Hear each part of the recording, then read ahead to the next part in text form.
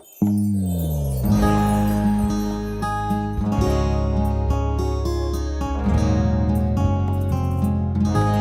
there, everyone, and thank you as always for joining us on another edition of the Moms Village Show. I'm Janet Mbogwa, and it's so great to have you with us. This is where we have honest conversations about motherhood and just the issues that affect moms and their families. And I'm hosting with Janet. I'm Isis Nyong'o, the founder of Moms Village, and we are a growing village. Some of the things, Janet, I wanted to share with you is some of the feedback we've been getting from our growing village, which includes fathers. We know there are fathers as part of this village. Absolutely. And I think, Isis, this is where we can put a disclaimer. We hear you, dads. We hear you and we appreciate you. But it's true, like Isis is saying, we love that there's dads coming on board for these conversations. And we have a little something for them, don't we? Yes, and this is a special, special shout out to Jason Corder. We hear you. We got something special for you and other dads right now.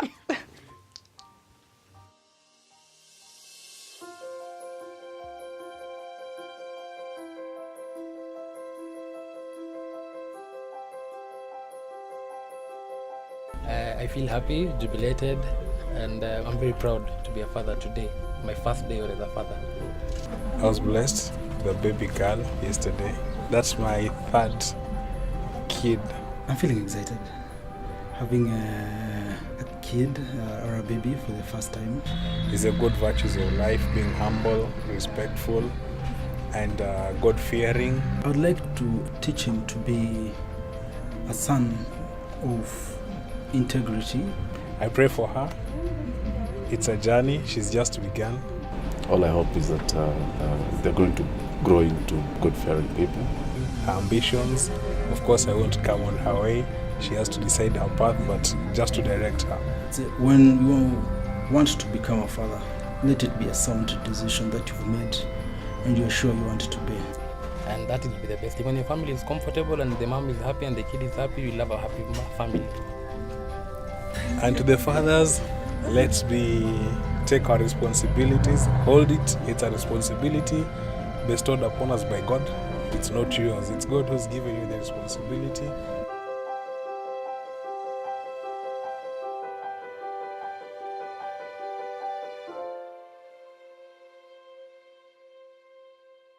That was a nice tribute to dads. Yeah. Cheers to all the dads.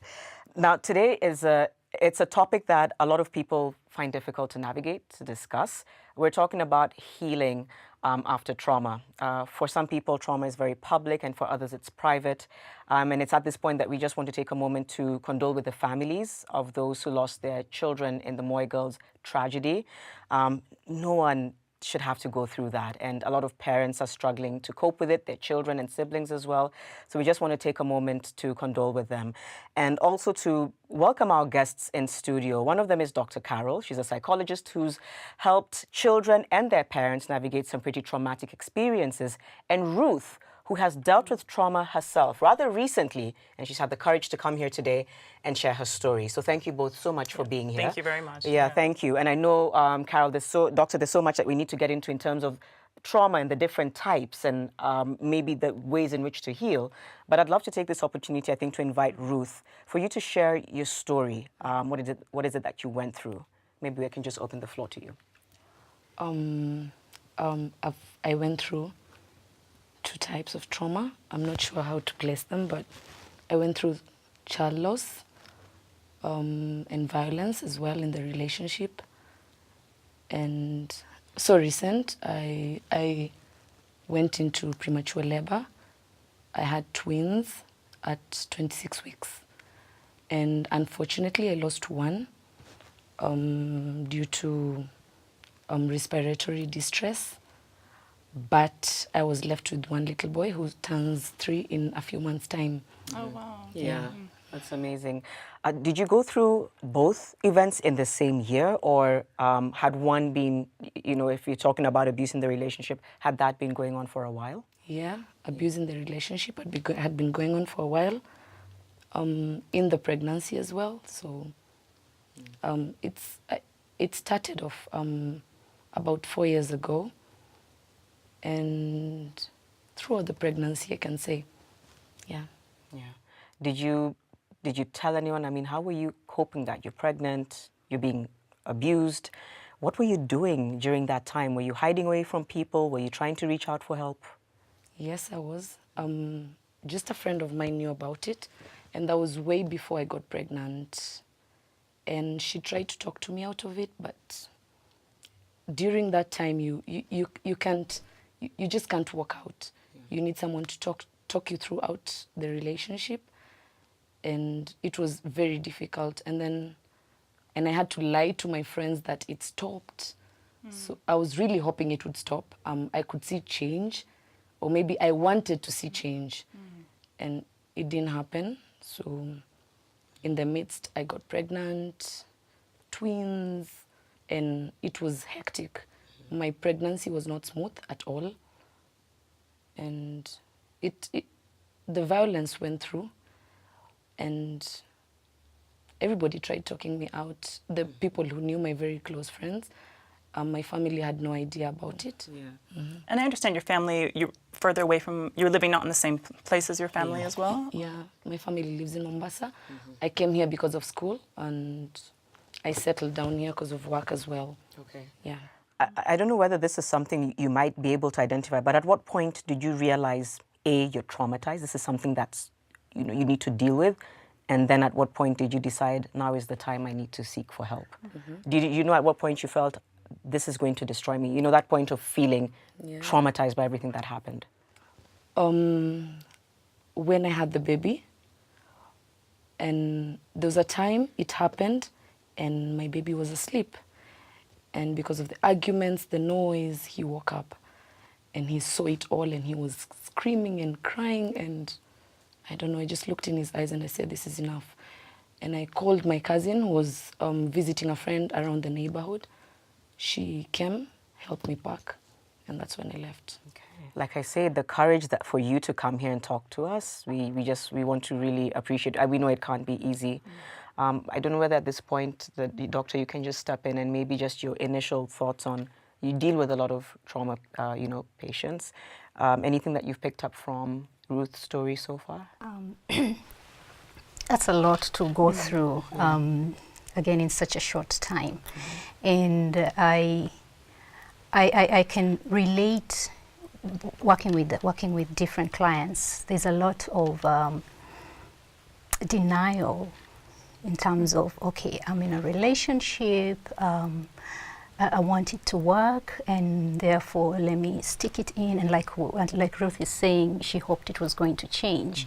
That is something that happens a lot, because we are all, I guess, as human beings, we're always hoping for the best. And you're thinking, no, this is not happening to me, this is temporary. And when it's repeated like that, and then it goes on to a space where now you get pregnant and you're still going through violence, it's a very, very traumatizing situation. And I can just applaud you for even just coming here to talk about it, because that already shows there's a lot of growth in your whole process of getting healing, and acknowledgement for you, which is a really huge step towards healing, is what is happening and has been happening for you even to come here and talk about it. Are you able to just very briefly talk us through the different types of trauma? Do all of them manifest physically, some of them emotional, mental? You know, trauma manifests itself generally the same way. Okay. The thing is, and you asked her earlier, at what point did she realize that she was traumatized? Very few people are actually able to say, I am traumatized. Even just the word trauma itself is very scary. They'll be able to say, I'm going through this, I'm going through that. But then what happens in trauma, the way it manifests itself is in the coping mechanisms that the coping mechanisms. So either you will change your behavior and become a certain way. Maybe if you're going through violence, you either become very passive or you become aggressive. You can become passive with certain people and aggressive with others. So there's no specific way of how trauma manifests, but there's emotionally. For example, if you have gone through a loss of a child, for example, it can manifest emotionally. and that is through a lot of crying or withdrawal or other emotions, including anger, outbursts of anger, a lot of sadness, and I am imagining those are some of the things that you felt. It can manifest behaviorally, where you just withdraw and you like, I don't want to be around people, or you're just out there, you know, you're partying, that's your way of coping. You're like, there's nothing going on with me. It can manifest cognitively in terms of your thought processes. You're harder on yourself. You beat yourself up. Okay, nightmares. Okay, it can also come in form of nightmares. So it's very, there is no specific way. It just depends on what's going on. And with Ruth's case, she already had multiple issues going on, and I'm sure that maybe she can talk a little bit about how it manifested for her. Yeah, is there anything that she's saying that you kind of went through? In terms of I withdrew myself from people. There are times I could not pick my calls, and my mom is very far away from me, so it gave them a lot of question marks. When I went back home, after I decided to end everything, I was very aggressive, and then if anyone tells me anything, I just answer back thinking they're probably just trying to be negative towards me. So it was really bad. Someone might want to tell me something out of goodwill, and I'm thinking they're attacking me or something.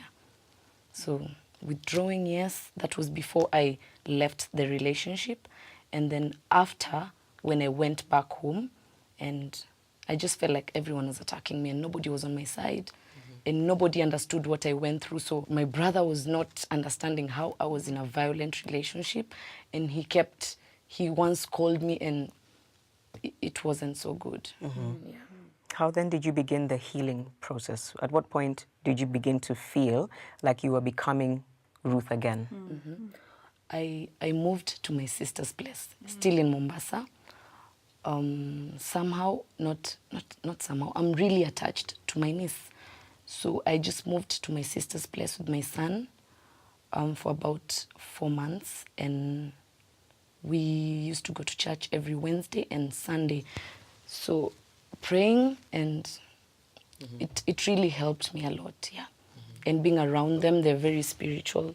My family is very spiritual, so it just gave me it was a nice environment, and that's the point I moved from the very aggressive Ruth to, as in a better person. But I still believe it does not end, especially the grief, losing a child. The grief never ends, and there's nothing like moving on at all. It just gets better with time. And did you seek out any counseling? Is that something that you considered, or? Yes, I actually did online counseling as well, and it really helped me a lot. My sister found someone to talk to me, but I was against it totally, because until that I have never opened up to my parents or my siblings. They don't know details of anything, so I guess they'll have to watch this to know a bit of, It's just a lot to have to deal with. And I know that one of the other things is seeing how other people as well sort of like journey through or cope with their own trauma. And we do have one of the Moms Village community members who shared her story. So we can just turn our attention to the screen and listen into Lavinia's story.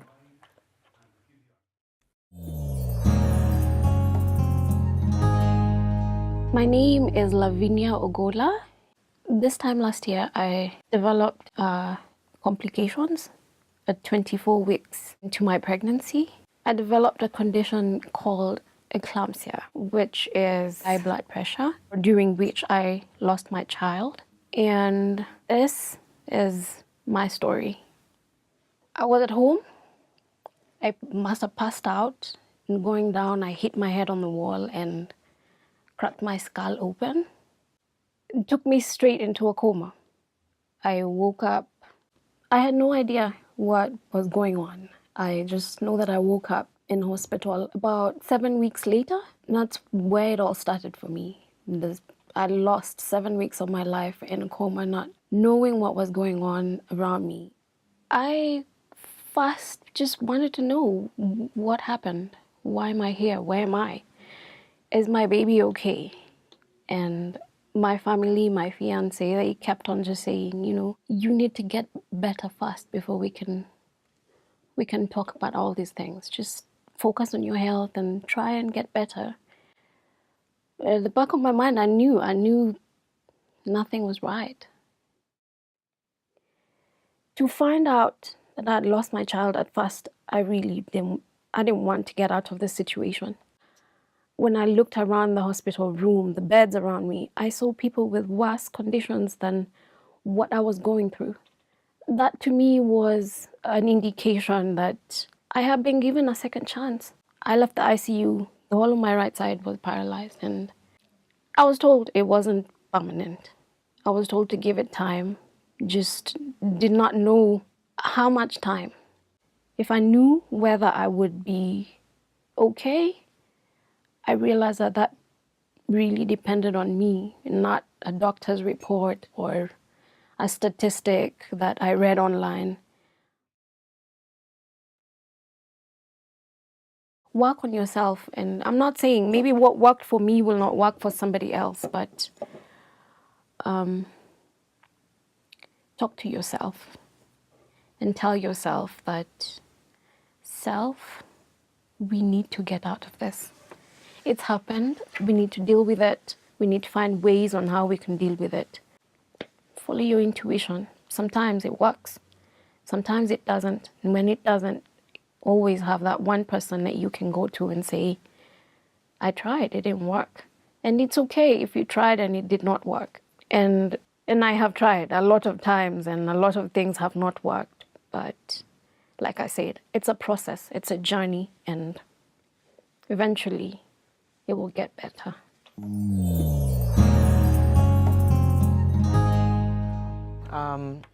Dr. Carol, would you want to share your immediate thoughts from that video?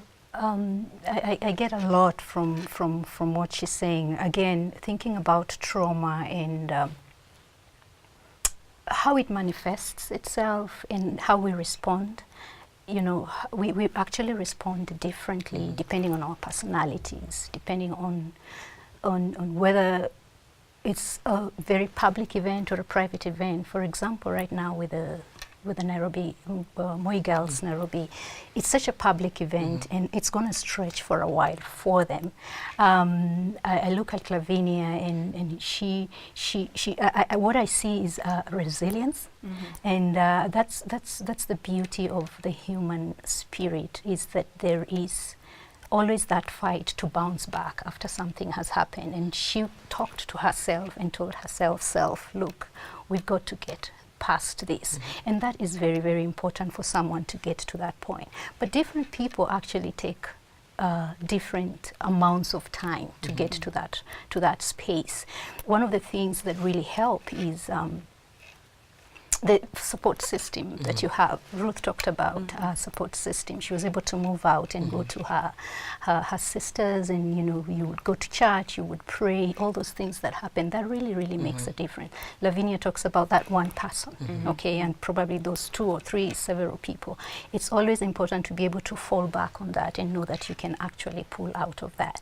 But most important also is that she was able also to acknowledge the space of helplessness and lostness that she was in, because without acknowledging that, then you are not going to just move.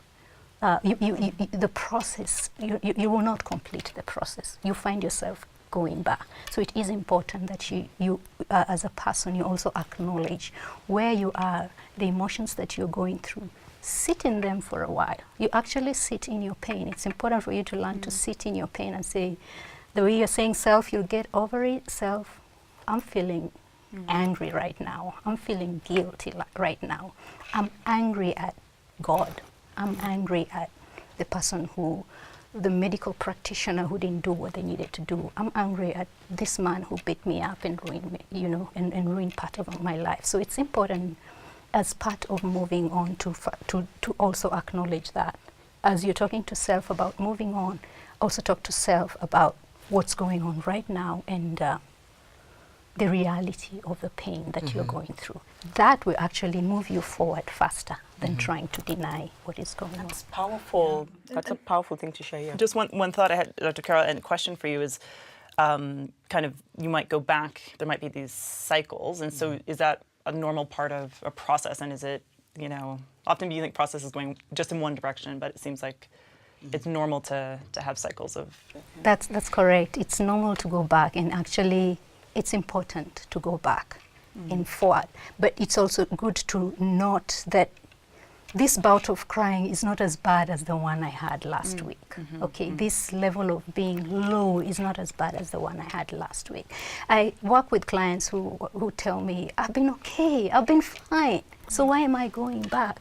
And it's important for them to understand that trauma, there's a lot that's been broken within you and it needs fixing, and sometimes you may have multiple fractures, and so you need to be able to fix one as you fix the other. And sometimes even as the doctor looks at it, they say, oh, we missed this other one. So the same way we heal physically is the same way we need to look at how we heal emotionally. So those cycles happen, but it's important to be able to track and see that this bout of crying, this fit of anger is not as, this level of just missing this baby is not as bad as 2 weeks ago or the last time That it there's happened. progress. Yes. I think, Ruth, taking it back to you is two questions. One is, what do you tell yourself every day? We know that you also bear the same resilience that we've seen in Lavinia, but what is it that you tell yourself on a day-to-day basis just to keep going? And then also how family and friends can support, because sometimes people are helpless. They don't know how they can reach out and ask, are you okay? Or they don't know what more to do. So what do you tell yourself every day that keeps you going? It's going to get better. Always gets better. I'm never going back. I'm never putting my son in that situation. I want to raise a good man, probably a good husband, a good father, so it's going to get better with time. And what about for people who, there could be someone watching and they feel like they have a friend or colleague who's going through trauma, but they don't really know how to reach out or support. How can friends and family support? You don't tell someone to walk out. You just don't call someone and tell them, walk out of that relationship. Don't ever get tired. You talk to that person. It's more like a mental thing. Because violent people are very manipulative. They make you think they love you, and they make you think you're always at fault. So you have to take that mentality of that person going through that. And it's a process. So don't ever get tired. Don't call them and tell them, I want you to leave that house. It's not going to happen. I had that 1,000,000 times and I didn't move. So it comes from within. But it's a process. You need to talk to them. You need to tell them it never gets better. It always gets worse. So the only option is to move out, but not in you need to move out. You need to make them believe that that's not a good environment for them. And once out, how then, what kind of support can be offered? Once you've gotten you out of the situation, then what? How can they help you with your healing process? Maybe check on you. Sometimes your friends know so much more than your family. So if you have any contact member, as in contact person, the family, I mean, you can try telling them exactly what the victim went through, and then they'd know how to help that person. Because as for me, my friends I have a few friends who talk to people at home, yes, but nobody told them what I went through. So if they did, probably my family would have known, after I moved, that is, how to handle my situation. So it's okay I'd get mad at a friend of mine who does that, but then later on, you thank them for that. Just echoing what Ruth has said is there's need for listening, and just being there and just sitting and just letting that person talk. And it makes a big difference when someone is just able to let off the pressures that they're feeling. And they gain more clarity about the decision they're going to make. But a decision that is imposed from outside usually has a lot to do with how the people around you are feeling and them wanting to rescue you very, very quickly.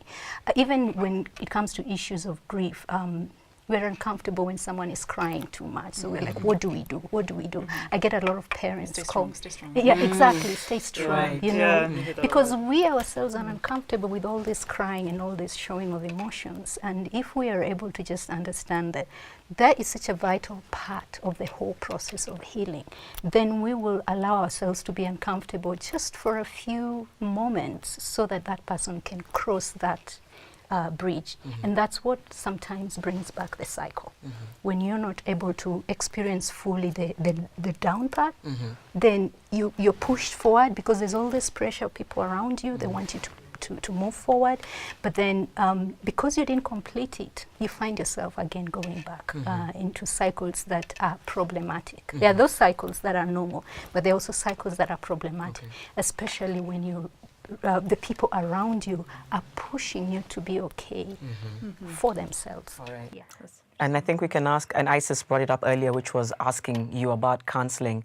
Any sort of like resources, you know, out there immediately off the top of your head that you feel people can gain access to or should be able to get help from? We do have a lot of counseling centers. They're just not being utilized. You know, a place like Amani Counseling Center has been there for years, and they're doing a marvelous job.